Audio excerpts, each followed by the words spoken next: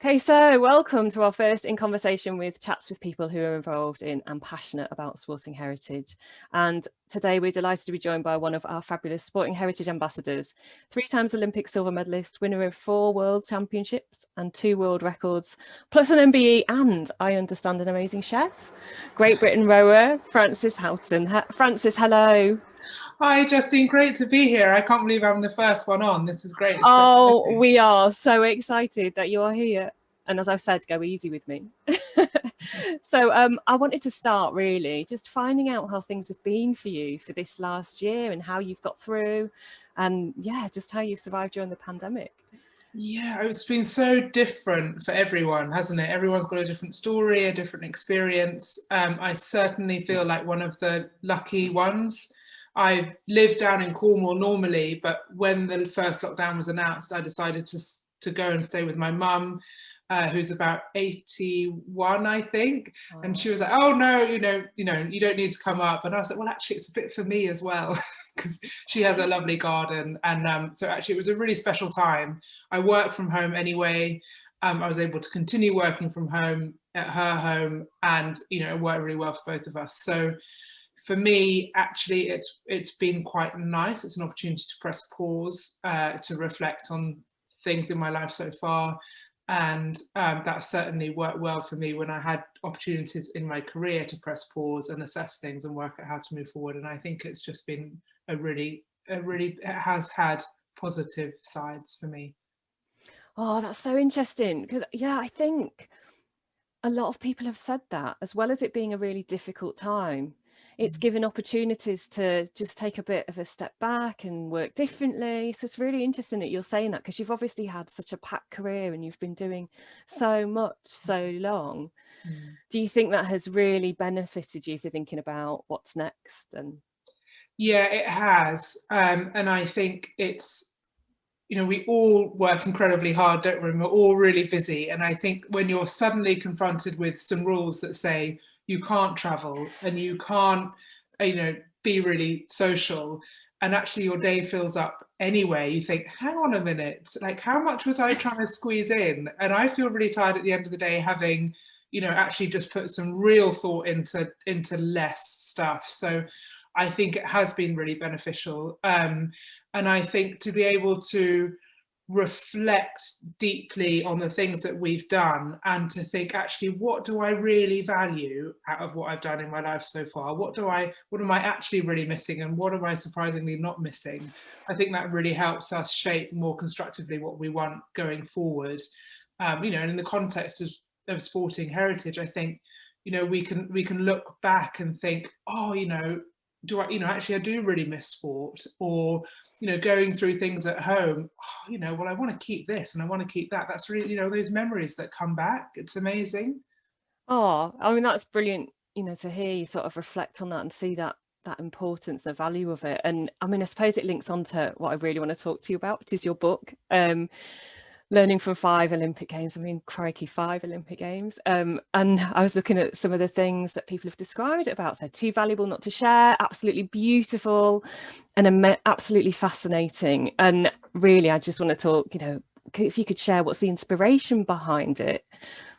Oh, wow. Well, actually, my dad was a teacher, and he instilled in me how important it is to pass on your experiences and your knowledge in any way that you can to help others have a really good experience themselves in whatever they're doing.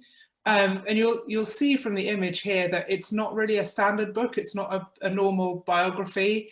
I really wanted to distill the learnings that I had gathered over my career to pass on to the next generation so that they could have the most fulfilling, not only successful, I mean, there are lots of tips and important pragmatic stuff about performing in sport in there, but a fulfilling journey whilst doing that as well. And I think, as I say, that came from my dad, like the importance of passing on. So that was really the urge behind it. I didn't realize that so many people would be interested in reading it themselves, and I'm delighted that they are. People have said, oh, you know, it's like stumbling across an Olympian's notebook, and that's exactly what I wanted it to be like. You know, it's broken up with pictures, it's my own illustrations that, you know, that I put in, and that I had, you know, as in my notebook when I was training for Rio, like reminding myself about important things for performance or for perspective. And actually initially my motivation behind it was to produce an accumulation of my learnings into this thing, to give to a few coaches, a few friends, a few members of my family, to say thank you for helping me learn what I learned, and for helping me get over the line in like the last couple of years, because it was tough trying to get to the 5th games. I'm not going to lie, you know, I was going grey. It wasn't in my peakest hour, but you know, a lot of people really helped me along the way, and I wanted to give this as a gift to them, to say thank you for their help. Oh, I mean, it's amazing, isn't it? So it's kind of an article of sporting heritage brought to life, and showing why that is then valuable for the future and what you can learn from it.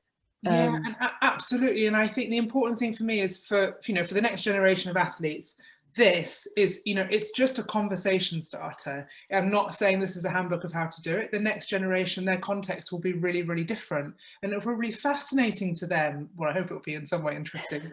They'll think, oh, you know, you felt like that, you know, or we don't describe stuff like that now, or you know, the photos of us training, or, you know, I've got a photo of me in Beijing when I was really disappointed to win silver, and a photo in Rio when I'm absolutely delighted to win silver. Oh, wow. But even that, you know, you can look back and think, oh, right, you know, things just look different or sound different, or the way we describe the training might be different. And I just, you know, it's a moment in time. And I think it's so important to capture those when you can. Oh, I mean, just hearing you talk about it, it's amazing, because you're right. We speak often about how sporting heritage tells those wider social and economic and political stories. When you look at those pictures and you see the differences in what people are wearing, or the different processes that people went through, and I guess the book is demonstrating that. Yeah, and you know, I find it funny looking back at, you know, pictures of me in Sydney, because the Olympics I went to were Sydney, Athens, Beijing, London, and Rio. And when you think of heritage, I mean, those 5 games alone, I mean, Sydney to me strikes memories of, you know, newness, and, you know, a nation that just loves sport and is just, you know, really free flowing. And then you've got Athens. I mean, obviously the heritage of Athens, you know, the home of the Olympic Games, and to compete in a place where you felt like you were at the start of it all. I mean, you almost felt like you were at the ancient games, and you know, those stadia, those original stadia, and to be around, you know, to be around that feeling and those memories, and where it all began. And then Beijing, where, you know, there was so much a celebration of culture, and that absolutely was a moment in time, I think, Beijing. And then London, I mean, the way that we put London together, and the way that we used our cultural stories, you know, that opening ceremony, the way that the nation came together, the way that it created memories for so many people in our nation. And I remember there were times before London that I was really struggling, and I thought, I'm not going to make the team, but I really want to make it, because I want my friends and my family and the wider public here to understand, to experience the Olympics being like around them, and to think, oh, I get it now, like, and I understand why you put yourself through so much training to be a part of it. And then that they, you know, so many volunteers could be a part of it as well, and tell their own stories about it. I mean, I remember my dad, he volunteered as a driver for a commentary car. And yeah, my cousin got married. I think he did the Paralympics as well as the Olympics. So I had finished competing, but he came to my cousin's wedding, and he was so proud to turn up in his volunteer's uniform. Oh, that's amazing. Do you have a picture? Oh yeah, we'll have a picture. Yeah. Oh. But, you know, he was just so proud to be a part of it, and to be able to ask him about that and his experiences of that, his perspective. He would have had a different perspective on it to any competitor or any spectator. And I just think, you know, to be able to appreciate those different cultural contexts. You know, then we went on to Rio, which was, you know, a kind of a festival and a carnival of color. You know, it didn't have the money that Beijing had, it didn't have, you know, the structure that we had in London, but every single competition was unique. And I think if we can capture that and keep it alive by sharing those memories, that's so important.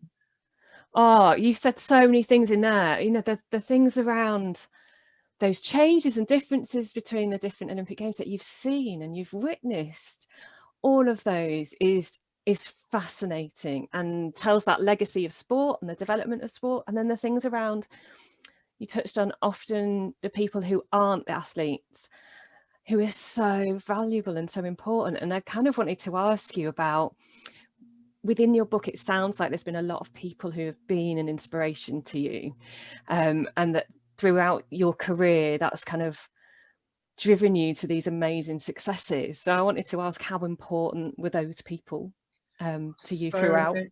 Yeah, so many people from the beginning to the very end. You know, you really, even if you're in an individual sport, you really don't do it alone. And I wouldn't want to have done it alone. You know, it's the people when you cross the line and you can look someone in the eye and say, oh, this is what we did together. That is what sport and the best bit of sport is about to me. And I remember there was a rowing coach I didn't know that well actually, but he came up to me about halfway through my career, and he said, "Oh, Fran, I'd really like to try and help you. Can I help you? I know we don't know each other, but you know, I can really see that, you know, there's more that you can give." And I always remember a quote he said to me, and I've put it on the back of my book actually, on the cover.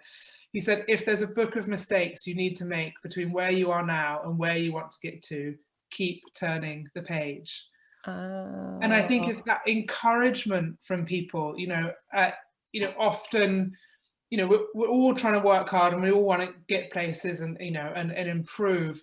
But in sport, we can form relationships with people where we are just trying to create something together. And we don't have to win. We're exploring the possibility of what we can do together.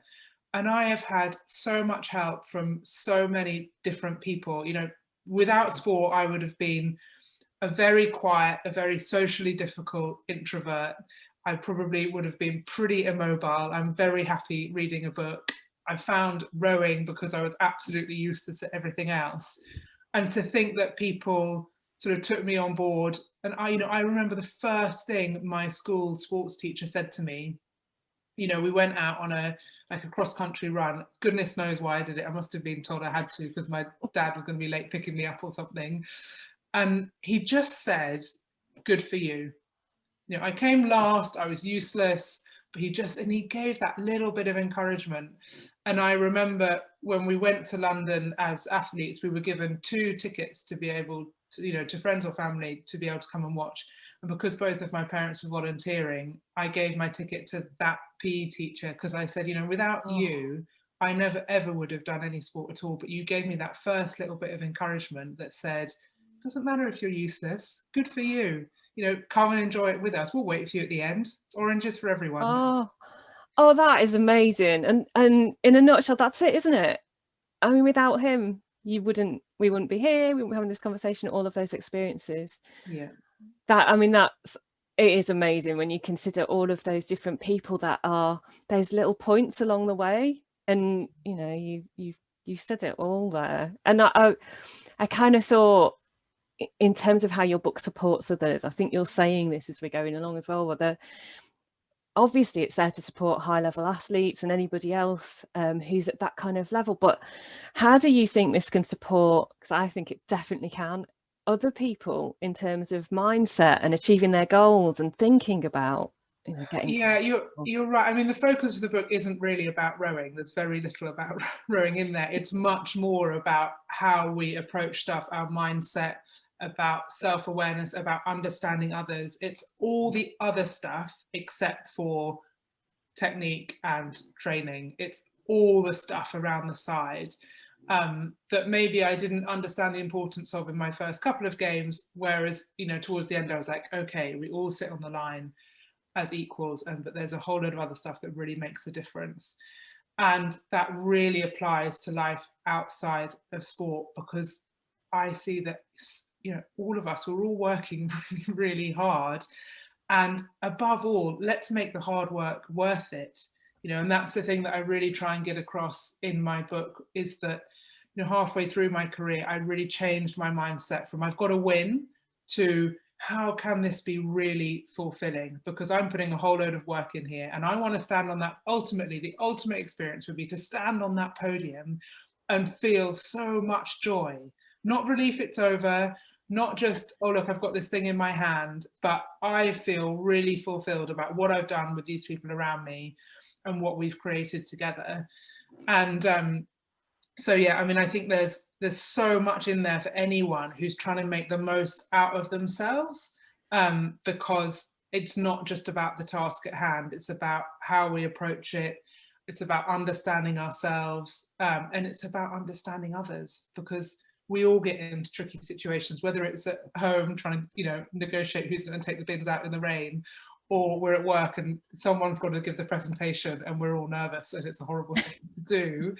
But managing your nerves, managing difficult conversations, staying calm, all of those kind of things, to be honest, whether it's the Olympic gold medal or it's everyday life, it all boils down to the same simple stuff. And if we can, you know, just keep, my mantra is just keep doing the fundamental basics exceptionally well, and we put ourselves in the best position each day to make good decisions, to feel calm, to, you know, do the best job that we can, because we are who we are. And, you know, when I sat on that start line, I just had to believe what is inside of me is enough. And so if I feel guilty about not taking the bins out, I'm going to say, what's inside me is enough, because it doesn't matter either way. You know, we are who we are. Oh, do you know, that is such an important message, isn't it? And we forget, and we do get overtaken by, oh, I've got to do this, or I must excel here. But actually, you're right, that isn't a sensible way to live life. Well, I think when we have these moments to pause and reflect, like, you know, we started this conversation about how valuable has it been to have time to pause and reflect, and we actually assess, okay, what are the good days, or what are the things that really lead me to get myself in a pickle? You know? And you know, then we can really learn. But until we stop and assess, and, you know, and really kind of build up a picture of what it takes us to have a good day, or what, you know, what do we really want more of, and actually what do we want less of, you know, that's the opportunity to do that. Oh, do you know, Frances, I am totally set to be following that mindset, because I definitely need to start shifting towards that, and I think it's really good advice, you know. So if people would like to go and buy your book, which I imagine they're all now trying to work out how to do that, how would they do that? How do they go about Oh, thank you. Well, I've self-published, so, you know, me being me, I wanted it to be 100% true to my learnings and my experiences, and present it in a way that is a little bit different. So, you know, it's actually got lots of graphs and pictures and stuff. It's, you know, it's really colourful and different. So it's only available through my website, which is www.franceshoughton.co.uk. And that's Frances with an E, and then Houghton, Houghton. Oh, that's brilliant, Frances. And we will try and put that in an edit at the bottom so people can easily access it. So I wanted to move on to talk about National Sport and Heritage Day. So you're one of our amazing Sport and Heritage ambassadors. And as you know, every year on the 30th of September, we celebrate National Sporting Heritage Day, which is where we put on a spotlight to talk about sporting legacy and celebration across the 4 nations. And this year, we're really encouraging that intergenerational conversation. So getting younger people to speak to older relatives, families and friends about their sporting memories and celebrate the collections in their communities. And it kind of strikes me that that's been a really important part of your life. So I wondered, what kind of role did those kind of discussions and sport have in your life as you were growing up? You know, you've touched on a few things already, and did it play a big part of conversation with your family as you were slowly starting to become more involved? Yeah, absolutely. I mean, amazingly, my family wasn't very sporty at all, and the only sporting story, but it always sticks with me in my mind, is and I was always pressing my parents, was anyone sporty? And my dad once said, "Oh, I think your great granddad once won the broad jump." And I was like, "Right, what's the broad jump?" And he said, "Well, you didn't even need to have to run. It was like the long jump, but you just stood there and see how far you leapt from a Okay. standing start." I thought, great. Brilliant. I've got a lot of sporting heritage in my family. But, whether it's your parents or grandparents, or it's friends or coaches, just asking what's been before and asking them to paint a picture, it's so fascinating, and it can teach us so much. And not only is that beneficial for us, I think it helps keep the memory alive for them, and for people to relive the things that they have done and tell that story to the next generation. It keeps it alive. It keeps that memory alive. It keeps those connections alive. When we tell a story or we show a piece of memorabilia, the feeling that we have, it takes us back to a place. And more often than not, even if it's been even if I showed something and I didn't have a great race, I'm sure that I would have really, really great feelings associated with it, because it's the people we did those things with. And I think that's what's really, really special. And by telling stories, we can understand so much more about each other, because we will say what we really enjoyed about it, or the funny thing that happened. And that is the colour, and that's the essence of the memory. Oh, thank you. I mean, it's so interesting to hear you say that, because you're trying to find out where the links are in terms of your own history and how that might link to your personal identity and what you're doing with your career. And sometimes I think those links are there, aren't they? But sometimes you are the first person who's doing this, and Yeah, that must be really fascinating for members of your family now as well, to talk to you about your yeah. experiences. I think that my family do think, "Oh, where did this come from?" And then it wasn't too long ago, my mum told me the story of how she used to row down the Thames in a big fat dinghy, really old-fashioned wooden thing. And her father used to come and drop her off at one end, and come back at the end of the day and pick her up at the other end of wherever she got to on the river. And I thought, why didn't you tell me this? Because I have now had a career in rowing, but you never told me that you rowed as a youngster. Wow. But and that just brings back amazing images of what she did and what she enjoyed. And I have a cousin now who is a horse race trainer, and I am fascinated by everything that he does. It's a different world, but there's loads of correlations. And yeah, I just find it really, really interesting, and so curious to understand from coaches and friends, other friends, to hear what really, because as you say, rowing was a standing start for me. To hear the stories from way back when in rowing, I think, oh wow, I really had this feeling in Rio that we stood on the shoulders of so many other women that had gone before us, because we were the first women to win an Olympic medal in the women's 8 event. But so many women before us had tried and had really moved us forward, and we stood on their shoulders. And to know that we were a part of that story was incredible. And often those stories aren't told, are they? They're not ones that we hear about frequently. And I mean, we were just talking earlier about how it's so important that we do share those stories, and that we make people aware that they exist, and how instrumental they have been in that development of sport, and not just sport, but that wider social change. So yeah, I mean, I'm sold. So I wanted to ask you, Frances, so we talk a lot about sporting heritage, but you've had such a year on the back of such an amazing career. What about the future? What's next? Well, who knows? I mean, I think of rowing as it's a foundation. It's not a goal to be replaced. I don't have another gold medal goal, but it is a foundation. I'm gradually adapting to to not needing to know exactly where I need to be every 5 minutes and my training plan for every day. But I am currently mentoring athletes going to Tokyo, those that are aspiring to go to Paris, and that's really rewarding, you know, speaking with them, starting conversations so that they can find what works for them.